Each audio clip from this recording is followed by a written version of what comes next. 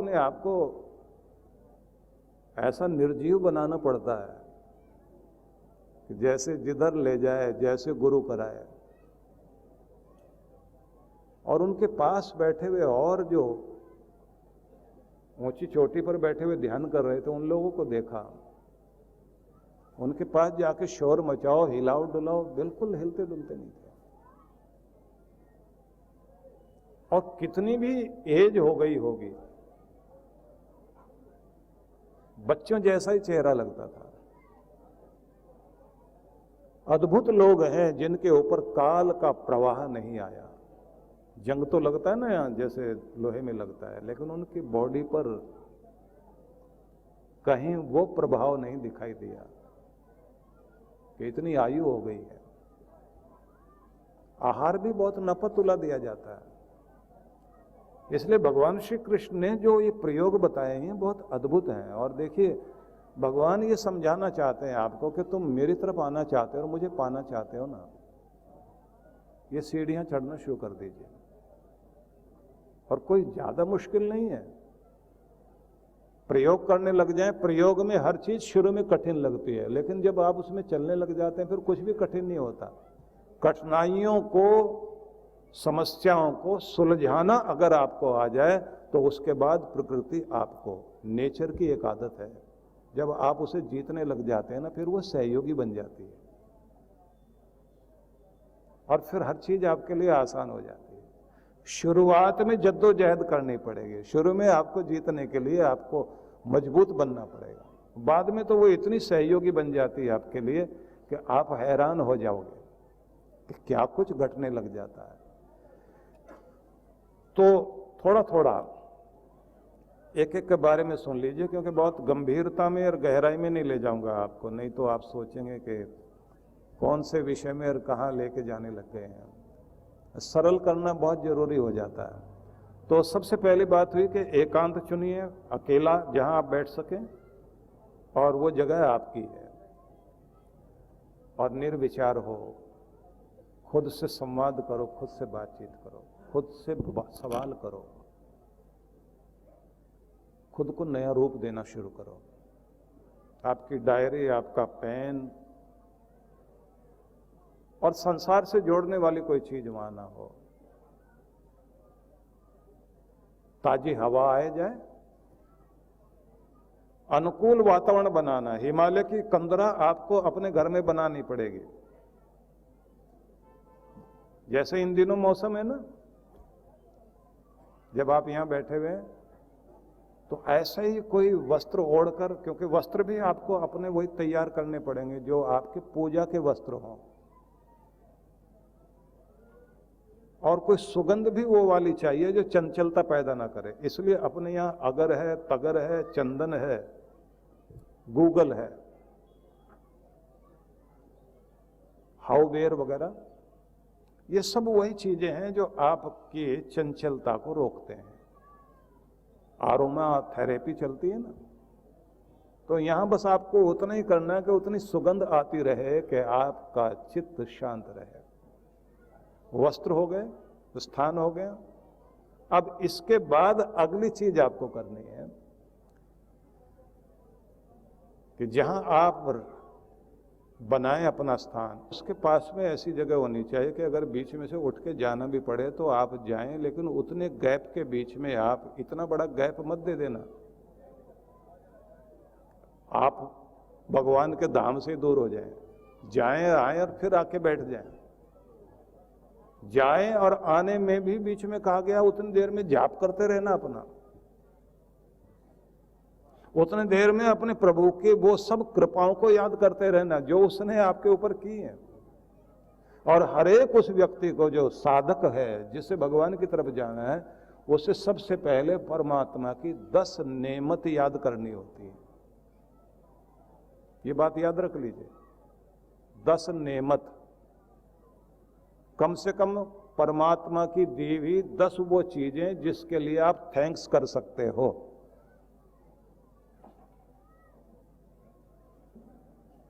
दस वो चीजें याद करो जिन संकटों से आपको निकाला, जिस मुश्किल से, जिस चिंता से आप उबरे, जिस स्थिति से आप बचे, भगवान के संकट मोचक वाले रूप को याद करिए, परमात्मा के दाता वाले 10 रूपों को याद कीजिए, परमात्मा सखा बनकर आपको संभालता रहा उस रूप को याद कीजिए, और जिस समय आप बीच में गए पाता झड़ी लगा दो उस समय, तू ये भी है, तू ये भी है, तूने ये भी किया, तूने ये भी किया, और उसके बाद गदगद होकर कहना, परमात्मा तूने कितनी कृपा की, एक मैं ही ऐसा नादान हूं, तेरा धन्यवाद भी ठीक से नहीं कर पाता। और फिर सिर झुकाकर प्रणिपात करना, अपने यहाँ प्रणिपात माना जाता है, दूसरे लोग सजदा कहते हैं। लेट जाओ सीधे और आगे हाथ ले जाके प्रणाम करो। दुनिया कहेगी पागल आदमी है। ठाकुर रामकृष्ण देव ने जैसे प्रणिपात वो करते थे ना, अद्भुत रूप था उनका। बेलूर मठ में बहुत पहले कई बार जाना आना हुआ, इस बार जल मार्ग से जा रहे थे तो महसूस हो रहा था कि कभी कितनी कृपा रही होगी। ठाकुर रामकृष्ण देव वहां बैठकर साधना करते थे, मां जगदम्बा से बात करते थे। वहां नरेंद्र मिले और उनके जीवन में इतना बड़ा परिवर्तन हुआ। उनके शिष्य थे मथुरा बाबू। मथुरा बाबू ने कितना आनंद में आकर अपने सदगुरु के लिए बहुत नए सुंदर वस्त्र बनवा कर लेकर आए और कहा, सदगुरु हमारे मन की इच्छा रख लेना, ये वस्त्र अपने तन को लगा लीजिए, पहन लेना इनको। जिस रूप में हम इन वस्त्रों में आपको देखना चाहते हैं, आप वैसे एक बार दिखाई दें, कितना आनंद आएगा हमें। शिष्य की इच्छा होती है ना कि अपने सदगुरु के लिए कोई ऐसी चीज अर्पित करे जिसके माध्यम से उसे अपने शिष्य की याद आती रहे। तो मथुरा बाबू ने जो है वो वस्त्र दिए।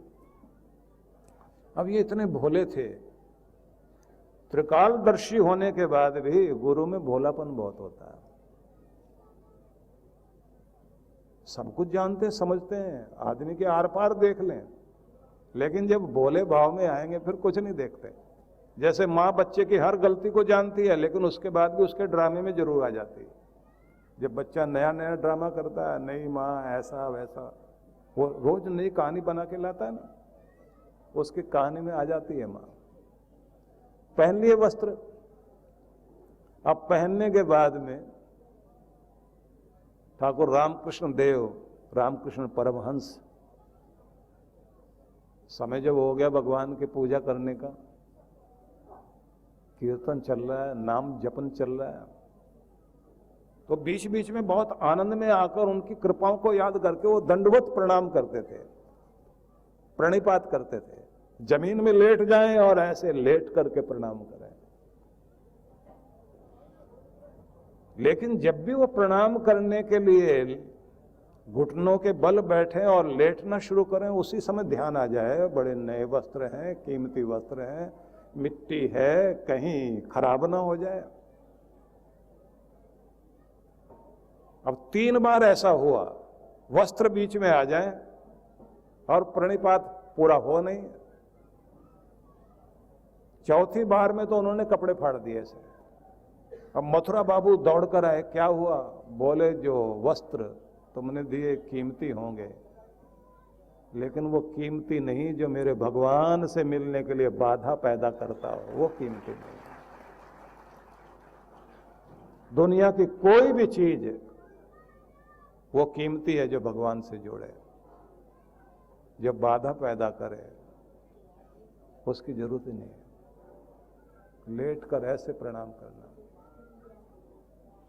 भगवान की कृपाओं को नोट करके रखिए अपने दिल में। पहले तो कागज पे नोट करना होगा, अभ्यास करना होगा आपको, और फिर उसकी मेहर को याद करते करते ना बोलते जाओ। उसके पतित पावन रूप को याद करो, उसके संकट मोचक रूप को याद करो, उसके दाता भंडारी वाले रूप को याद करो, और सारे रूप याद कर करके थैंक्स करना शुरू करो। किस किस बात के लिए तुझे धन्यवाद दूं। तो तू लगातार कृपा करता है। नादानियां मेरी कम नहीं है, दोष मेरे कम नहीं है, लेकिन बख्शनहार, माफ करने वाले परमात्मा, तेरे माफ करने में भी कमी नहीं है। तू माफ भी करता है, तू संभालता भी है। कितने कितने अवसर तूने मुझे दिए और हर बार मैंने कहा एक मौका और दे, अब की बार देखना मैं कहां पहुंचता हूं। और फिर मैं गलती कर बैठा। प्रायश्चित भी हो, क्योंकि देखिए बड़ी चीज होती है कि आप जिस रूप में है, जिस ठोस रूप में है, उससे आपको पिघलना चाहिए, द्रवित होना चाहिए। जब तक आप द्रवित नहीं होंगे तब तक आप बहेंगे नहीं, और बहेंगे नहीं तो सागर से, परमात्मा के प्रेम सागर से मिलोगे नहीं। आपको तो बह करके ही जाना होता है। और जब तक पिघलोगे नहीं आपकी भक्ति होगी नहीं, ये बात ध्यान रख लेना। और पिघलने के लिए जरूरी है कि गदगद होना जरूरी है, और गदगद होने के लिए आपको नोट करना जरूरी है। तो इसलिए नोट करना शुरू करो भगवान की जो कृपाएं हैं। जब आप आसन पर बैठे हुए हों, आपके वस्त्र भी ठीक हैं, आप पूरा ध्यान में भी बैठ रहे हैं, बीच में उठ के जाना भी पड़े तो उस बीच में अपना मूड पहले से और बेहतर बनाए रखने के लिए वहां भी प्रयोग करने हैं कि वह आप उस समय कृपाओं को याद करते हुए जाओ, कृपाओं को याद करते हुए आओ। और जब आओ तो एक बार घुटनों के बल बैठ के फिर से प्रणाम करो भगवान को। जब तक वो गदगद भाव वाला रूप नहीं आएगा, धन्यवाद करने के लिए आप तत्पर नहीं होगे, तब तक वो मेहर होगी भी नहीं। और जब उसकी मेहर होने लग जाती है ना, तो फिर एक बात ध्यान रखना, विभूतियां मिलनी शुरू हो जाती हैं आपको, सिद्ध हो जाओगे आप।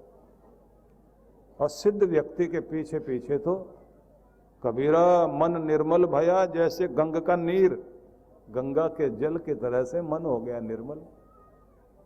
पीछे पीछे हरि फिरे कहत कबीर कबीर। अब भगवान पीछे पीछे है कि सुन तो सही, सुन तो सही, तो बोल तुझे क्या चाहिए। योगक्षेमम वहम्यहम, भगवान कह रहे हैं गीता में कि तू इस स्थिति तक पहुंच तो सही है, फिर तुम्हें क्या चाहिए और तुम्हारी क्या रक्षा होनी चाहिए, ये जिम्मेदारी फिर मैं संभालता हूं, क्योंकि तूने इधर अर्पित कर दिया अपने आप। जो चाहिए वो मिलेगा। इसलिए सब लोगों की कोशिश होती है कि जिस गुरु की कृपा से हमारी जिंदगी में ये बात बनी, हम उसके लिए क्या क्या कर दें, उनके साथ कैसे रहें, क्या कुछ करने का मौका मिले। सरदार पूरण सिंह थे जो स्वामी रामतीर्थ के साथ रहते थे और बहुत जबरदस्त लेखक थे, बड़े अच्छे चिंतक थे। उन्होंने जितना लिखा, उनके जो निबंध हैं, सरदार पूरण सिंह के निबंध जो है उनके ऐसे, वो 10th तक तो उनके ऐसे हिंदी वालों को पढ़ाए जाते रहे हैं, डॉक्टर संपूर्णानंद के, और इधर जो है सरदार पूरण सिंह के। वो अपने गुरु के स्वामी रामतीर्थ के इर्द गिर्द रहते थे। पता नहीं कब कौन सी बात कैसे कह जाएं, क्या उनके अंदर से निकल आए, क्या कोई वचन ऐसा कह दें कि जीवन को धन्य कर दे। और उन्होंने कहा कि मैं तो अपने गुरु के सोने के बाद उनके श्वासों की आवाज में भी ओंकार का नाद सुना करता था, कि जैसे ओंकार का नाद चल रहा है। उनका नींद भी नींद नहीं थी, वो भी भगवान का ध्यान था। भगवान के ध्यान में बैठे हुए, जैसे लेटे हुए हर पल। कहते हैं ना कि जब आप नींद में भी जा रहे हो तो नींद में जाते जाते भी अपना ध्यान सहस्रार में ले आओ और वहीं नाद बिंदु को, मतलब ओंकार के नाद को, भ्रामरी को महसूस करो कि गूंज चल रही है। और उसी स्थिति में कब नींद आ जाए तुम्हें पता ना लगे, तो तुम्हारा सोना भी ध्यान बन जाएगा। कहते हैं ना कि तुम्हारा चलना चलना नहीं, वो प्रदक्षिणा हो। तुम्हारा सोना भी सोना नहीं हो, वो तुम्हारी समाधि हो जाए। और तुम्हारा भोजन करना भी भोजन नहीं हो, वो प्रसाद ग्रहण करना हो जाए। और तुम्हारा कर्म भी कर्म नहीं हो, वो उसकी सेवा बन जाए। जल भी ग्रहण कर रहे हो तो इतने आनंद से लेना कि वो चरणामृत है भगवान का। तुम जहां जिस रूप में बैठे हो अपने प्रभु से अपने आप को जोड़ दो। बंगाल में जो ये बाउल फकीर हुए ना, इनके गीत और इनके जो बाउल गाथा कभी आप पढ़ें, वो जो उनके गीत हैं या क्या अद्भुत है। क्योंकि जो सीधे खड़े होकर के अपना साज बजाते बजाते और ऊपर वाले के साथ जुड़ते हैं, कभी पढ़ने का मौका मिले तो आपको लगेगा कि इतने बड़े सूत्र हैं उनके, ऐसे रहस्य उनके अंदर भरे हुए हैं। लगता है एक एक भजन भजन नहीं है, मंत्र हैं पूरे पूरे। तो इसलिए आपसे मैं कहने लगा हूं कि भगवान श्री कृष्ण ने कहा कि तुम एकांत की को चुनना, और फिर अगला शब्द का लगवाशी, मतलब खाना पीना मर्यादा में, ये अगला चरण है। भोजन को भी बहुत ध्यान देना पड़ता है। ये गुरु को नियत करना होता है जब आप साधना काल में होते हैं कि आपको कंद देने हैं या मूल देने हैं या शाक देने हैं, शाकपात देने हैं या बीज देने हैं, कौन सा आहार कराना है। ये सारे बीज ही हैं जो आप गेहूं से लेकर के ये चावल, ये दालें, ये जो सब खा रहे हैं, ये सब बीज हैं। और जो ये सब्जियां खा रहे हैं आप लोग, ये पात हैं। और जो ये कंद है, शकर कंद से लेकर के आपके जो ये आलू, ये भी कंद है। और गाजर है, ये मूल है। मूल ही, वो तो मूल है ही है। तो आपको अलग अलग, क्योंकि आपके नाड़ी से देखने के बाद और आपका ओरा चेक करने के बाद फिर ये तय करना होता है कौन सा भोजन देना है, किस तरह से आपको रखना है। फिर आपको पिरामिड का भी एक ध्यान होता है जो सुबह सुबह कराया जाता है, और शाही कक्ष में बैठाकर आपके ऊपर किरणें डाली जाती हैं। समस्या क्या है कि अगर आपके पास गुरुदेव एक बड़ी भूमि में ये सारी चीजें एक जगह लगाएं और अलग अलग लोगों के साथ बैठकर कौन किस स्थिति का है उस पर वहां कार्य शुरू किया जाए। जीवन पर प्रयोग करने के लिए महान पुरुष लोग आश्रमों का निर्माण करते नहीं, आश्रमों में ही भारत की संस्कृति तैयार हुई है। संदीपनी का आश्रम हो या वशिष्ठ का आश्रम हो या कण्व ऋषि का आश्रम हो या कणाद का रहा हो या जैमिनी का रहा हो या गौतम का रहा हो या कपिल मुनि का रहा हो, इससे हमारी संस्कृति पनपी है। हो सकता है कि कहीं आश्रमों की वो परंपरा लुप्त हो जाए और उसका प्रयोग दूसरे रूप में होने लग जाए, तो गुरुओं के आश्रम में ये सब चीजें हों, वहां बैठकर प्रयोग करने का मौका मिले। मैं निवेदन करना चाहता हूं कि गीता को ऐसे पढ़ लेने से बात नहीं बनेगी। भगवान ने तो एक एक शब्द ऐसे रखा है, पूरी सीढ़ी बता दी कि ऐसे चलकर आओ और तुम पहुंच जाओगे, कोई मुश्किल बात नहीं है। नवजीवन साधना। क्या नकारात्मक विचारों को मन में आने ही न दें? ये हमारे वश में है? क्या तनाव की जड़ें मन में उपजेंगी ही नहीं? अगर निरंतर ध्यान साधना को जीवन में शामिल कर लिया जाए, आध्यात्मिक जगत में परमात्मा की अनुभूति के साथ क्या सांसारिक जगत में भी प्रसन्नता, सफलता, संबंधों में आत्मीयता, धन ऐश्वर्य का सपना सच करती है नवजीवन साधना? तो इसका जवाब है हाँ। इस कल्पना को साकार रूप देने का संकल्प है गुरुवर श्री सुधांशु जी महाराज व श्रद्धेया अर्चिका दीदी द्वारा भक्तों को ध्यान साधना की एक और अनुपम भेंट, नवजीवन साधना।